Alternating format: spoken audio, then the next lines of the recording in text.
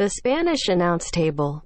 WWE's Clash of Champions was last night. Tom gave you an instant reaction.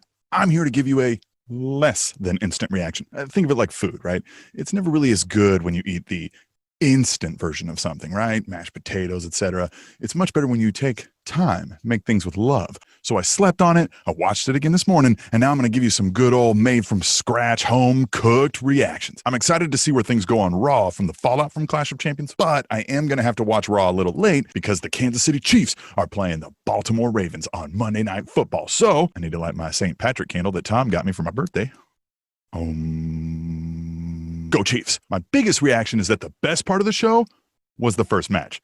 So the rest of the show was kind of at a disadvantage. Everyone will be talking about, rightfully, the ending sequence with the handcuffs, and that was great. But it shouldn't be lost that the rest of the match had great storytelling. Sami Zayn was consistently able to avoid the harsh impacts that his competitors took, and he was quick to take advantage of it, and he sold that emotion really well. Check out this week's podcast, which Tom and I will record Thursday night, and I'll have a whole lot more about where I think Sami Zayn should go with this whole new demeanor and the title. The next series of matches were all kind of a flop for me. Zelina Vega failed to defeat Asuka for the Raw Women's Championship, and it showed that creative really has nothing for either of these folks. Apollo Crews failed to defeat Bobby Lashley for the United States Championship. Not only have they been telling this story for far too long, they've been telling this chapter of this story for way too long. Speaking of way too long, the Street Profits are still fighting Andrade and Angel Garza. They've been fighting them so long that the announcers even addressed it, reminding us that it's been since before WrestleMania. Way too damn long. And with another referee botch, it looks like we're not losing this angle anytime soon.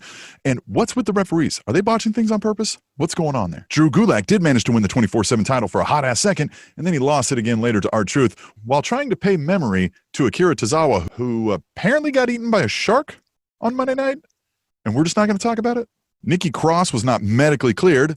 Totally not COVID, I'm sure. So Bayley needed to go out and beg for somebody to wrestle her. The only problem is they don't have anybody to wrestle her. So they sent out Asuka on double duty, and you can imagine how that went. Sasha Banks then tried to come out and beat her down, but she's wearing the Bobby Heenan neck brace. Things didn't go so well. This storyline is also going on far too long. These two are more on again, off again than Hulk Hogan and WWE. The last two matches had things turn around for the better. Randy Orton challenging Drew McIntyre for the WWE Championship in an ambulance match was good. I normally hate an ambulance match, but this one was good. I was not expecting the apparent end to the new Legend Killer storyline. Utilizing Big Show, Christian, HBK, and the Nature Boy, that wrapped up a nice bow on the story, and it helped transfer a little bit of that legend energy onto Drew McIntyre. And the main event for the Universal Championship between Roman Reigns and Jey Uso was interesting. This was all a great way to have Roman absolutely destroy somebody and not have that person look too bad moving forward.